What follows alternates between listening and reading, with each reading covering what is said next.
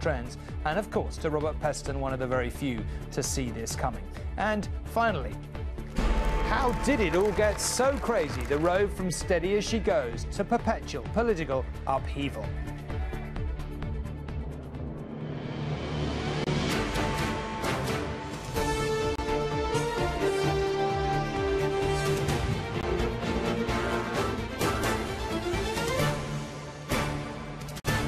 This is ITV News with Tom Bradby.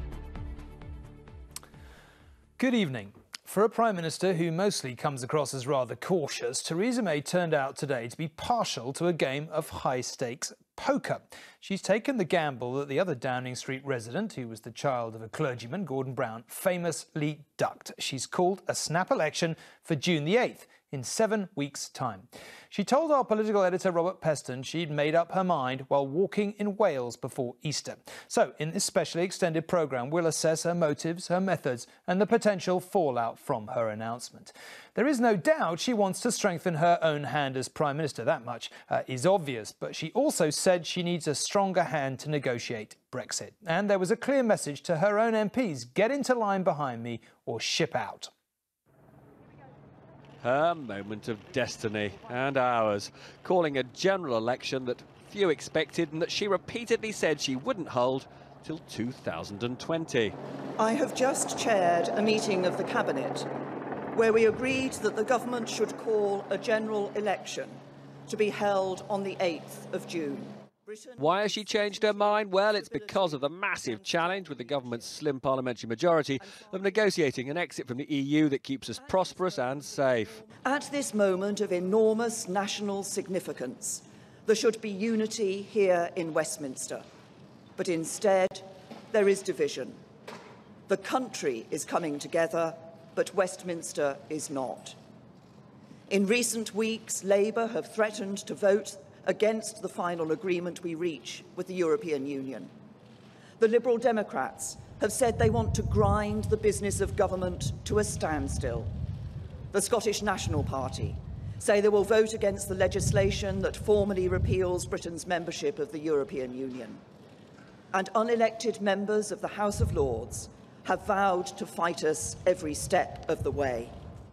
What she wants, she said, is a personal mandate from us to deliver Brexit on her terms. Division in Westminster will risk our ability to make a success of Brexit, and it will cause damaging uncertainty and instability to the country. So we need a general election, and we need one now. I have only recently and reluctantly come to this conclusion.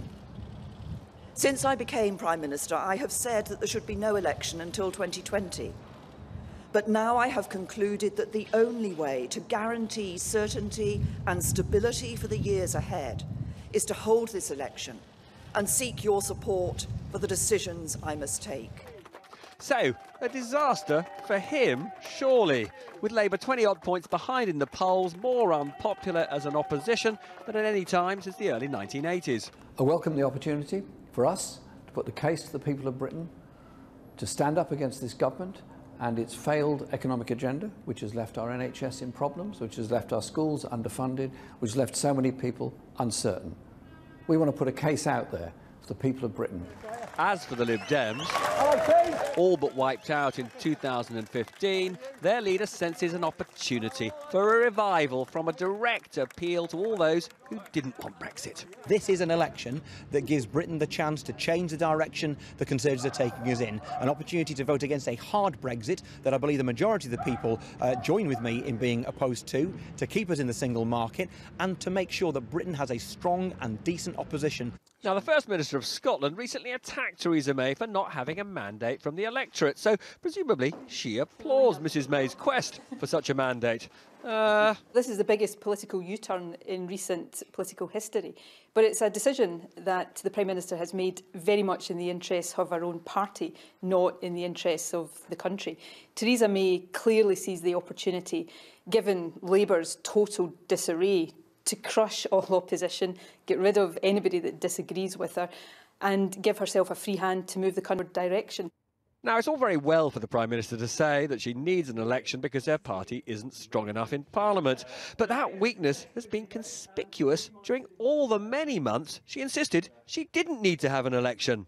Nothing fundamental has changed, except the opinion polls, which put you in the lead. So it is pragmatic, cynical self-interest. No, this is about what is going to be in the best long-term interests of this country. What became clear is that although people in the country have united and recognised the need to take the country forward, actually there are divisions here in Westminster. Was there a specific moment when you changed your mind on this? Before Easter, I spent a few days walking in Wales with my husband, thought about this long and hard, and came to the decision that to provide that stability and certainty for the future, that this was the way to do it, to have an election. And, you know, I trust the British people.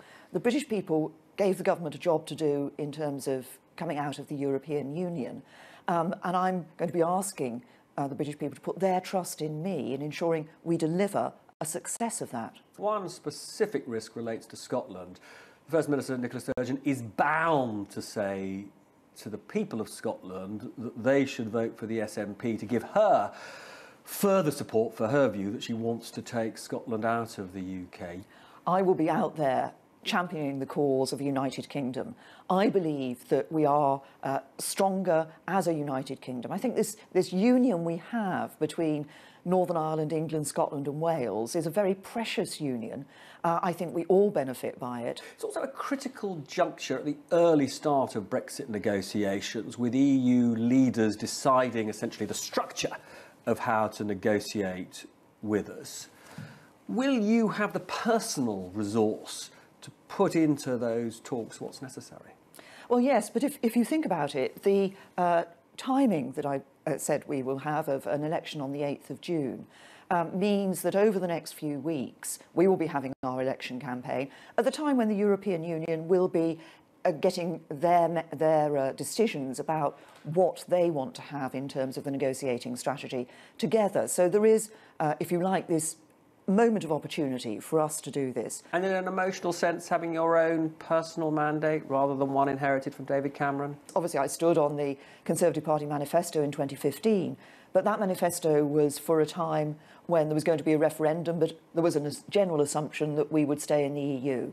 Things have changed. We're leaving the European Union. We need to look now for a different future. And so finally, I think this issue of trust is so important. How can you persuade British people that this isn't just a sort of cynical taking advantage of a wide poll margin in the Tories' favour? I hope that what people will see is I'm somebody who likes to just get on with the job and get the job done. What I want to do is to be able to do that for the future. Deliver a real success of Brexit, deliver for working people up and down. Everyone in Westminster goes into full-on election mode. There is an important first step to be taken in the House of Commons. It all begins tomorrow when MPs will be asked to vote to allow the Prime Minister to call this election in the first place. She will need a simple two-thirds majority. There will then be a period called wash-up to deal with ongoing parliamentary business. And on Wednesday, the 3rd of May, Parliament will be dissolved and the campaign proper will begin. Just a day later, voters in parts of England, as well as across Wales and Scotland, will head to the polls for local elections. Then broadcasters are already saying they are keen on debates, though Downing Street has insisted the Prime Minister will not take part, where we heard that before. And then it is just over a month, 25 working days, in fact, until polling stations will be open on election day itself. So, as a politician who's prided herself on sticking to her word, Mrs May will have had to calculate the potential harm to her reputation of going back on her promise not to hold an election this year. She'll have weighed that against the possible benefits of striking while the polls, if they are to be believed, are so favourable. She tried to limit the damage in her statement, though, saying she had only recently and indeed reluctantly taken the decision. There should be no general election until 2020. Yeah. I think if we were to have an early general election, it would just introduce another destabilising factor. I don't think that would be good for the economy, and I don't think it would be good for people and their jobs. She'd repeatedly ruled it out, and it's a gamble she didn't need to take. Last summer, Theresa May got the keys to number 10 without even having to test her popularity with her party. So why has she taken the risk, and could it backfire? The polls suggest it's unlikely. The latest from YouGov puts the Tories more than 20% ahead of Labour. The Liberal Democrats were third on 12%, followed closely by UKIP on 10%.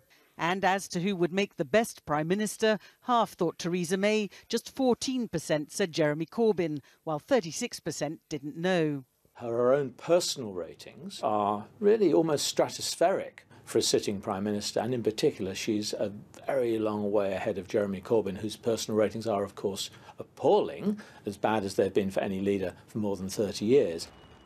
But how did the snap election announcement go down in the Labour-Tory marginal of Birmingham Northfield? Theresa May looks like she's made the right call, despite some voter fatigue.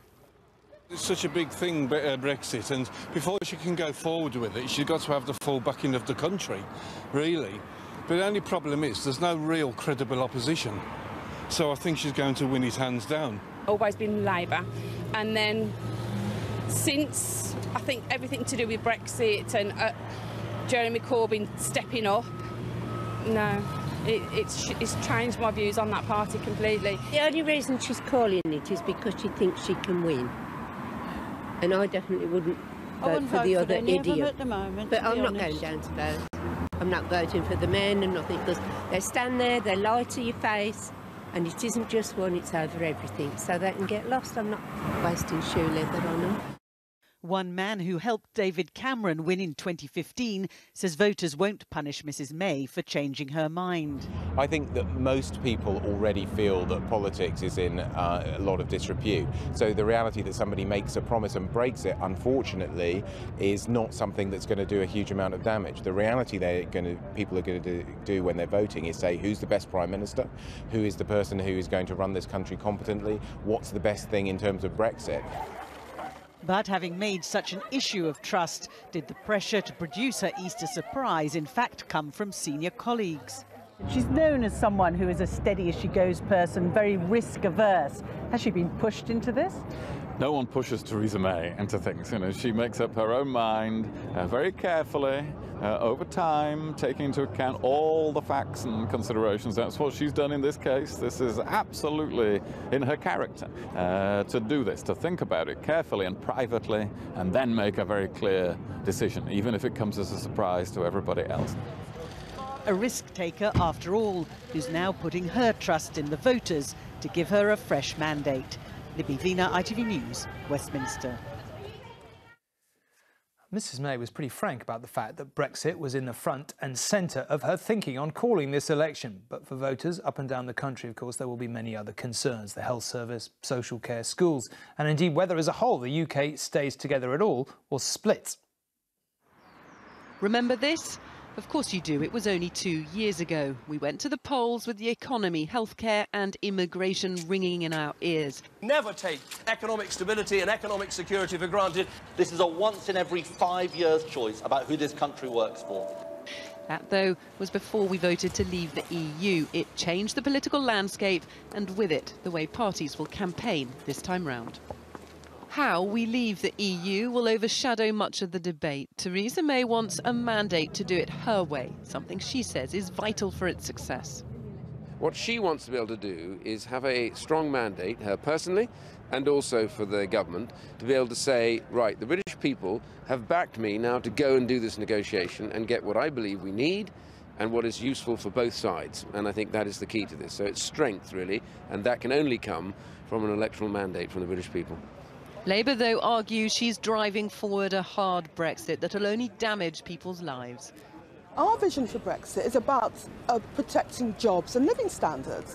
Theresa May's vision for Brexit is about controlling immigration first. They are going to run a toxic anti-immigrant campaign, but we're going to take the fight to them. UKIP won 12% of the vote in 2015 on a single issue, to leave the EU. How will they persuade us now they're still relevant? Politics is on our turf. We've campaigned for Brexit all our political lives. We can go further and beyond what the Conservative Party are saying on this. We want a swift, clean Brexit, the kind of Brexit people voted for on June the 23rd, and I'm not confident at all that the Conservative Party leader Theresa May won't backslide. Then there's public services. The health service and education are both toxic issues. As the NHS faces a funding crisis, the government could have difficulty defending its record. There has to be a focus on the future of our public services, particularly our NHS and our care system, because at the moment it is teetering on the brink. And unless we come up with solutions for this, then our loved ones, people we care about, will suffer failures of care in a most tragic way, and I don't want to see that. There is too, we're told, a funding crisis in schools, but with the Prime Minister focused on expanding grammar schools, education could cause tension on all sides. She'll certainly want to see grammar schools as part of the education system, but she'll have to make sure that it works with the totality, if you like, of different school systems. And I think the key is to focus on multi-academy trusts.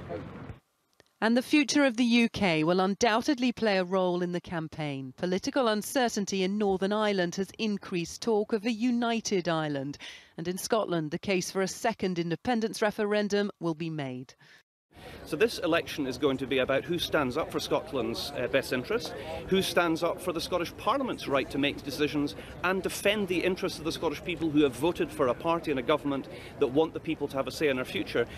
Ultimately, Brexit will dominate this general election campaign, but it's clear there are other huge challenges affecting this country, which, when faced with the ballot box, could influence voters more. And that is what might make this election unpredictable. Emily Morgan, ITV News in Westminster.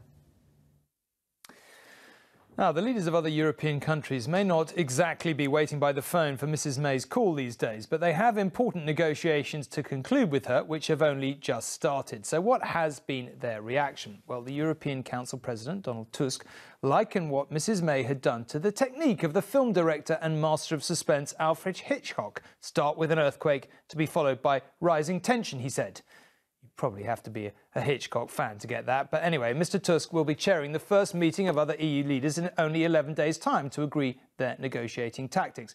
Today, his office said he'd be sticking to the existing timetable. Our Europe editor, James Mates, is in Brussels tonight. James, what essentially has been the reaction from EU leaders so far? A considerable surprise. They were no more expected this here than any of us did, but also some exasperation that once again everything is having to wait while Britain sorts out its own domestic politics. I mean, it was 9 months with most decision making here in suspended animation while they waited for the Article 50 negotiation. They finally got it. They've got, as you say, this meeting coming up in 10 or 11 days' time to give a mandate to their negotiators with a view to starting the proper negotiation in May after the French election is out of the way. And now suddenly they learn, oh, it's going to be another month. You've got to wait for the British election to get out of the way as well. So at every stage they feel that this precious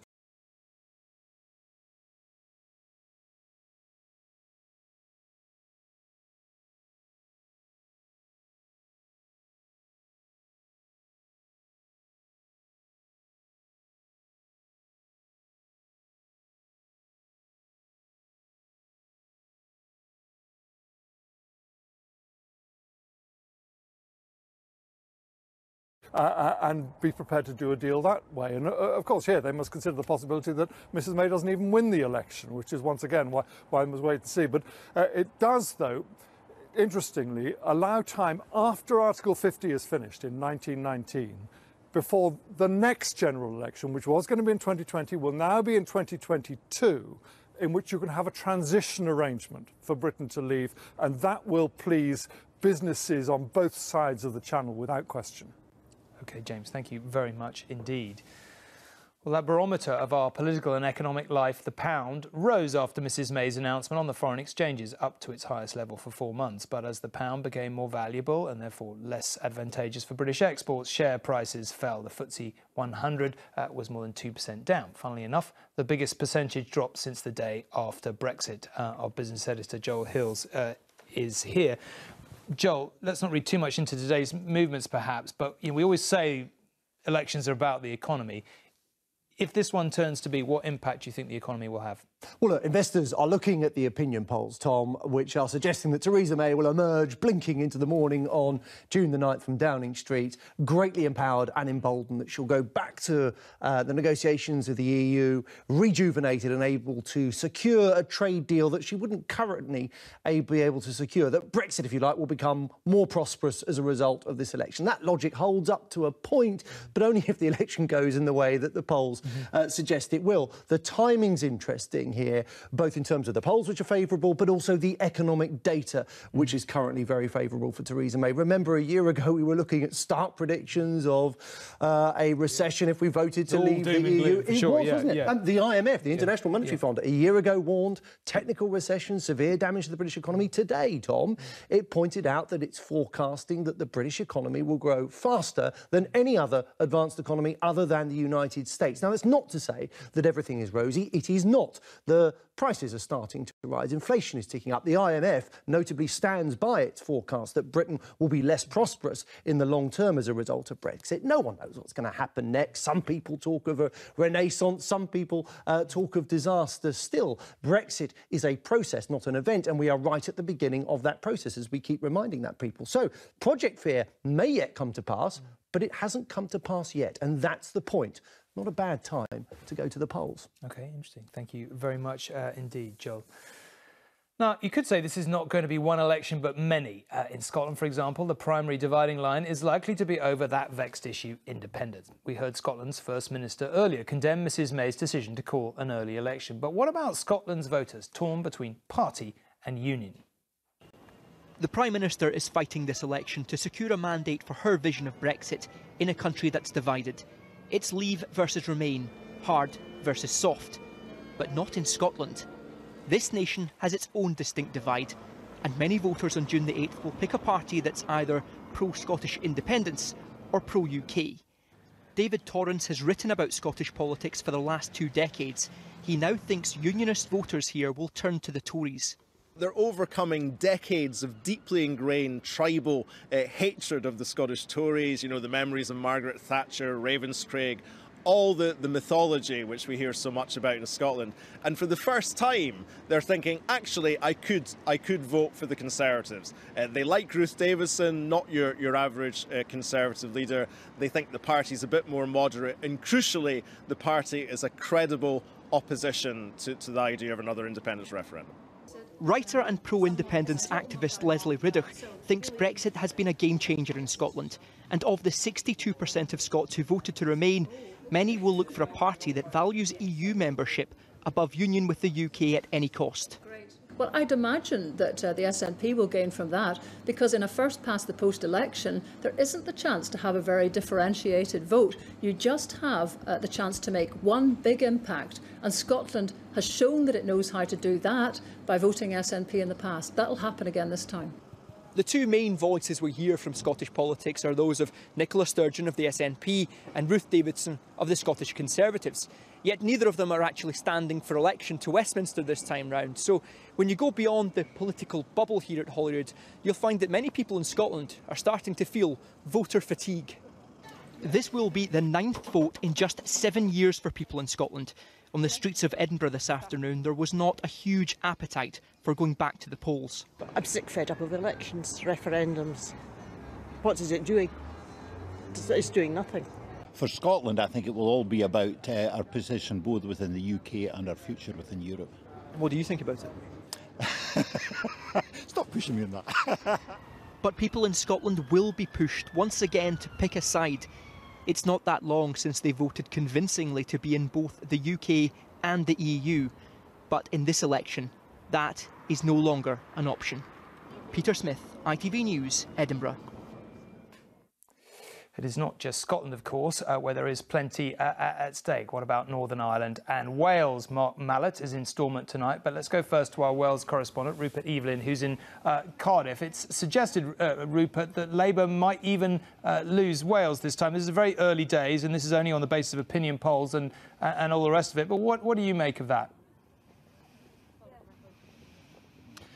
Well, it seems almost impossible, doesn't it? I think to many people, Wales is Labour. It's a dyed-in-the-wool Labour voting nation. But actually, in reality, if you look at what's been going on here over the last few years, Labour have been very slowly loosening, or indeed losing, their grip on power here. And now it is a distinct possibility that for the first time in the post-war era, that Labour will lose the majority of Westminster seats that they've always held here. Who's going to win them? Well, clearly the Tories really fancy their chances, and indeed one of the seats they'll be targeting quite heavily is the Westminster constituency of Bridgend, which happens to be the Assembly seat of the Welsh First Minister Carwyn Jones. Equally, you have Plaid Cymru, who, although speak and talk all the time of their need for independence, it's nothing like it is in Scotland. There just never seems to be the same kind of weight behind that in terms of the public vote here. So Plaid Cymru will be looking for more gains, but whether they can find them is, I think, an unknown. As for UKIP, well, they came third in the share in 2015, but they didn't pick up any seats. They intend on standing in all 40 seats here in Wales, but whether or not they can actually pick up a seat this time will depend on whether people are voting for Brexit or something else. OK, Rupert, thank you very much indeed. Well, Mark, maybe we can just talk about Northern Ireland for a moment. I mean, the situation there has been pretty unstable, I think it's fair to say. What impact do you think this election is going to have, and what do you expect to see? Absolutely, Tom. This election, which will be the fourth time that people here have been asked to go to the polls in little over a year, comes during the biggest political crisis in Northern Ireland for over 10 years. 6 weeks have passed since Northern Ireland had a snap assembly election and still no power-sharing executive. Yes, talks have been taking place to try and find a resolution to the problems here, but still stalemate. Now, the Northern Ireland Secretary, James Brokenshire, warned parties last week that they had until the start of May to reach an agreement. If they failed to do that, the alternative was a return to direct rule or another assembly election. Now, he says that today's announcement doesn't affect things, that it's still all systems go. But listen, the reality is very different. A general election really complicates things, and finding agreement between the key players will be all the more difficult. What about those key players? Well, Unionists, of course, lost their majority in last month's Assembly election. They'll be wanting to try and turn their fortunes around on June the 8th. Sinn Féin, on the other hand, a party who don't take their seats in the House of Commons, will be wanting to capitalise on their success last time around. Taking all of that into account and the Brexit argument, you can see how this gets very complicated. This is going to be unionism versus nationalism. Those age-old Northern Ireland sectarian lines have been drawn once again, Tom. OK, Mark, thank you very much indeed. Well, let's just take a look then at what is at stake. In 2015, 650 MPs were returned. The Tories had 331. Labour trailed with 232 MPs, with the SNP finishing third with 56. The Liberal Democrats slumped to just 8 seats. UKIP had a single MP. If you're better at maths than I am, you will have worked out already that that leaves 22. They were from the Greens, the Welsh and the Northern Irish parties. So that all equated to a nearly 37% share of the vote for the Conservatives, which was 6 points clear of Labour, while UKIP took 12%. The biggest losers back then were the Liberal Democrats, who slipped below 8%. So it's easy to see how difficult it will have been for Theresa May to ignore polls in recent weeks that gave her party a 20-point lead over Labour, even if most of us have somewhat lost faith in opinion polls. Now, that was 2015, and the world, of course, has famously moved on. If you've seen our election night special programmes in the past, you will have seen ITV elections analyst, even Professor Colin Rallings from Plymouth University, who's managed to join us since I wrote the headlines, and Professor Jane Green from Manchester University and the British Election Study, who I talked about at the top. And we can join both of them tonight. Welcome both. It feels like old times, doesn't it? Colin, can I maybe begin with you? You've seen many elections. As we start this one, what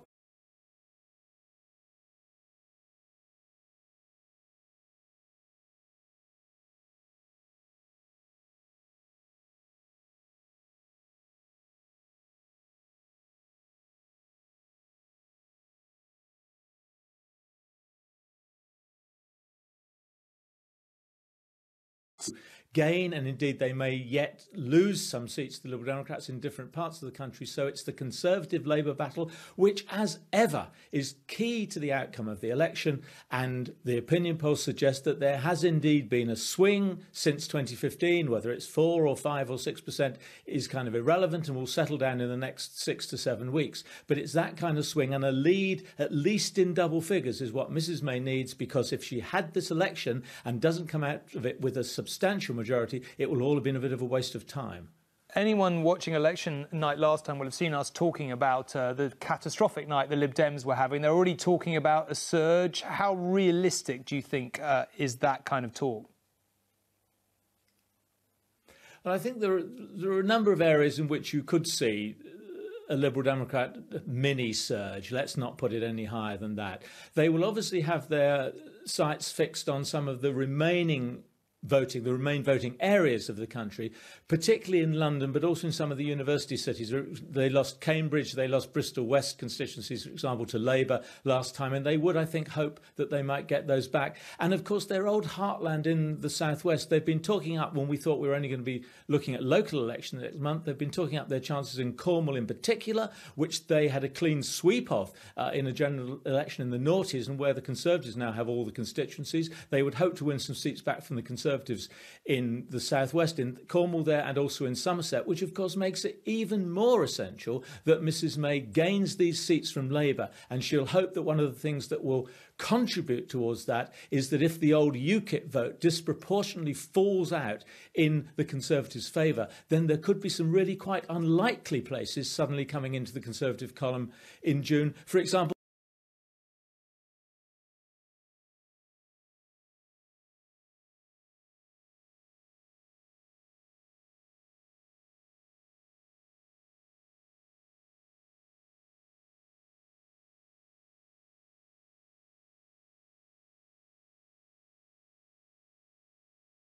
Start. Is this going to be right-left, or is this going to be Brexit, hard Brexit, soft Brexit? How do you think this plays out in voters' minds? So this election has the potential to really be a game changer in terms of that dividing line in British politics. What we know from British election studies surveys all the way back from 1964, we track over time, we know that left-right voting is becoming less common, so issues like immigration are becoming more important in electoral decisions. We also know, of course, that the two major parties are really fundamentally divided in terms of Remain and Leave, so those voters might switch on that basis. And also, importantly, the electorate has become more volatile over time. People are switching the party that they voted for in the last election to the next election, and with every election that number of people switching is getting higher and higher. And so you have the potential for a big shock election like the referendum to really kind of divide the electorate in a very unstable picture already. And what's going to determine, I think, just how important that Brexit dividing line is how much this campaign galvanises that particular issue. We know it's going to be a campaign about Brexit. We know it's going to be a campaign about leadership. To what degree, who's going to be more successful in framing the choice? What is Theresa May going to put in a manifesto? What's going to be her claim for a mandate based on? What are the promises she's going to make? Is this going to be a choice framed about Brexit and based on Brexit come June the 8th? OK, just briefly to wind up, Jane, people don't seem to want this election, but it could be, as you say, fascinating. Do you think turnout's a factor? So turnout might influence all the parties the same, and that might be lower, and in which case that's not going to determine the outcome. But Jeremy Corbyn has made a great pitch to younger voters. Now, younger voters are the very voters, or the very non-voters, the very people who are less likely to turn out in elections. So it could be the case that a drop in turnout is especially low amongst the kinds of voters that Jeremy Corbyn has to motivate. And we have to wait and see. And as Colin referred to, one of the most interesting things about this election is that we have a local election in the middle of it, in the middle of the campaign. Okay. So we're going to get a sense of just how motivated people are from that election and how they're voting as well. OK, Jane and Colin, no doubt we will speak many times over the next weeks. But for now, thank you very much indeed. Well, on election night 2015, Labour's defeat was symbolised by the then Shadow Chancellor Ed Balls losing his seat to a Conservative in his former constituency, Morley in Leeds. And there, and in plenty of others, they believe Labour can now turn things around once voters consider the issues and their policies. In Morley and elsewhere in northern England, there is also UKIP to take into account. They've cracked out the bunting in Morley, and while it's a stretch to say that anyone is celebrating going to the polls again, it is a chance to remember a famous moment from 2 years ago. I give public notice that Andrea Marie Jenkins is duly elected. The body blow to Labour that was the defeat of one of its biggest names, Shadow Chancellor Ed Balls losing his seat. A Conservative gain that helped make victory possible for them and set in train everything that's happened since. We're out most weekends, we're out quite a lot on the doorstep. We have been for the last 2 years. We keep going. That's why the Labour activists, who'll be the backbone of the coming campaign, say they're not surprised by this surprise election, and they've been out on the doorstep since 2015. When it first became clear that Ed had lost, how did that make you feel? Devastated, and I could have wept when I just couldn't believe it. I just couldn't believe that he'd lost by such a small amount. The winner that night was the Conservative Andrea Jenkins, and if Labour are to have any chance of returning to power, this is a seat they'll have to win back.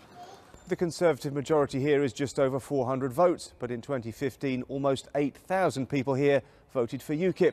The question here and in other marginal seats across the north of England, just where those anti-European votes will go next time around. This is a town that backed Brexit very strongly in the EU referendum. Some here say that changes everything. I think there's a good chance that UKIP voters may well believe that their job has been done and they have got what they wanted out of a referendum and political movements. I would hope that the UKIP vote would go to Conservatives based on the fact that they wanted the exit from Europe, which we've got. Whatever the odds against a Labour victory nationwide, in Morley, nobody's raising a white flag just yet. Other people have been given no chance of winning elections, and then they've come round and won. You know, somebody like Donald Trump wasn't given much chance of winning, but he won. And it was the same with the Brexit. We need to do the same for the Labour Party now. People have written us off, but I think we can win. The result was so close here 2 years ago. In 7 weeks or so, we find out just how much things have changed. Damon Green, ITV News, in West Yorkshire. The last time we voted in a general election, the number of Liberal Democrat MPs collapsed from 56 to 8, as we've talked about the price perhaps for that bruising 5 years as David Cameron's coalition partners. But already, as we heard, they are making what could, to many Remain supporters, be a popular pitch for staying in the European single market, and to disaffected Labour voters who can't quite bring themselves to, in effect, vote for Mr Corbyn. If there was a rise in Lib Dem support, it could curtail Mrs May's hopes of a much bigger majority. To measure the scale of the electoral disaster that struck the Liberal Democrats in 2015, come to Yeovil. Lib Dem MPs represented this town for a generation, but 2 years ago they lost thousands of votes to the Tories. On the one hand, they never brought... Since then, Lib Dem activists have been in recovery, but now they say they're ready for the fight. Excited and very positive, because I feel that the Tories have done very little in this constituency. The Liberals are the party that most represents the desire to maximise the connection with Europe. The Lib Dem leadership is hoping to harvest votes among those who want to stay in the European Union, or who are at least having doubts about leaving. That strategy might work, but it is far from clear whether it will return to the Liberal Democrats some of the heartland seats they lost in 2015. The party was wiped out in what were its strongholds in the southwest of England. The fact that this stretch of green and pleasant land voted overwhelmingly in favour of Brexit will make a comeback difficult. And all the signs at this aerobics class in Yeovil tonight were that the Lib Dems are going to have to work hard to win back lost ground. I actually voted Lib Dem last time, but it's going to take something good for me to vote for them again this time. I am basically a Lib Dem at heart supporter, but I didn't last time because I thought it was going to be a wasted vote. I thought it was fairly obvious that they had lost the support of the local people. There's one local resident who did more than any other to turn Yeovil into a Lib Dem stronghold, and the retired MP is convinced it will be once more. I think we'll get elsewhere too. The Remain centres, Cheltenham, Oxford, Cambridge, Manchester. I think we'll see there too. But I'm very clear the Lib Dems are surging now and will begin to, not in one, but they'll begin to recapture those great heartlands in the southwest that But we your held. party leader talks about Brexit as being a calamity, and yet in the Lib Dem heartlands that you describe, people voted for Brexit. How are you going to campaign on that platform? How are you going to win votes there? Let's wait and see. I think people did vote for Brexit, unquestionably. Some, not many yet, but I think that tide will grow, are beginning to wonder whether they made the right decision. But what people did not vote for is the hard, brutal Brexit that Mrs May has chosen. It's not all about Europe, say the activists. But if the Lib Dems are going to win back their heartlands, they have 7 weeks to convince voters that Brexit is a bad idea. Geraint Vincent, ITV News, Yeovil. Well, I said at the start of this programme that Mrs May had taken us all by surprise, but that isn't quite true. Robert here told us several weeks ago that he thought there'd be an election, several months ago even, that there'd be an election this summer. I'm not saying we all thought you were mad, because we'd never think that. But I stuck to my guns. We'd never think that. Anyway, you're right again. Yeah. Don't make a habit of it. So let's just deal with a small point first in one sense. She says Theresa May says she's not going to do a debate. Where are they, do you think, on TV debates? Well, just to be absolutely clear, there will be television debates. ITV will do at least one. I imagine the other television companies, believe me, there are apparently other television companies, will also do debates. But Theresa May hates them as a concept. She believes they suck the life out of a campaign. So she will not do a conventional head-to-head debate. In absolutely no doubt about that. It simply won't happen. OK, well, since your crystal ball has turned out to be extremely accurate, can I ask you to get it out for a moment again and just assess this election in the round? What should we expect? What do you expect? Well, I think the first thing to say is that when the Tories have the kind of lead they've currently got over Labour, 20 percentage points, it would be the electoral upset of all time were Theresa May not to win. She will win. But the question is, how big a majority will it be? And there are a number of factors to take into account. Bad for Labour is that lots of Labour MPs don't have confidence in Jeremy Corbyn, and they will not be able to somehow manifest that enthusiasm during a campaign. And that is not a good look for Labour, a disunited party in that sense. But there are two other points that work in the favour of both Labour and the Lib Dems. One is that there's a wide perception that because of the personal animosity between Nicola Sturgeon and the Prime Minister, a big majority for Theresa May makes the prospect of Scots becoming more in favour of independence greater. And some people will, I think, vote for the opposition parties here. Try and keep a more emollient relationship between Scotland and the UK. And then, of course, there's the other big factor, which is Brexit trumps everything. It trumps party loyalties, and lots of people will not vote with traditional party loyalties, but will vote with what they think is the best Brexit, and that might not be as good for Theresa May as she would hope. OK. Fantastic. We'll speak many times more, I'm sure. Now, finally, it was only 3 weeks ago that we saw the political road ahead mapped out in terms of Brexit. But after today, the triggering of Article 50 seems, well, so last month, really, once again, in the political roller coaster that British politics seems to have become in the past couple of years, everything has changed. Who can remember when politics was just a 40-something Oxford-educated man in a suit against a 40-something Oxford-educated man in a suit, with the incumbent insisting it was a choice between stability and chaos. I feel like the fireman. I feel like the firefighter hosing down the burning building. And there's Ed Miliband, the arsonist. True or not, it seemed as if we'd bought it. It is now 10 o'clock, and here's our exit poll. We're predicting the Tories on 316, Labour on 239. The Labour challenger departed and gave way to a man who was neither 40 nor educated at Oxford, and that was supposed to be that, 5 years of peace and quiet. But barely a year in, David Cameron chose to take the gamble of his life, and pretty soon the Tory Old Etonians were engaged in a very messy and public separation. I will be advocating vote leave. David Cameron hadn't calculated on having the likes of Boris and Michael Gove against him. He gambled and he lost. Just gone 4:30 in the morning. We are calling it for Leave to Win. So then Dave was out. The British people have voted to leave the European Union, and their will must be respected. But I do not think it would be right for me to try to be the captain that steers our country to its next destination. And then Boris was in, well, nearly. Do you feel betrayed by Mr. Gove? Before he was knifed by his friend and colleague. I am standing as the candidate for change. So after most of the participants in this Greek tragedy had metaphorically killed each other, more or less the only character left standing took up the reins, promising stability.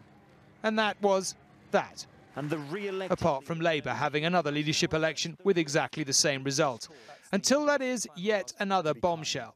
We can't say for sure that it will be President Donald Trump come January, but it certainly is looking very much like that. Thank you very much. Perhaps it was the sheer unpredictability of her new friend Mr. Trump's win, but whatever the reason, Theresa May has decided to respond to absolutely no public demand by calling an election.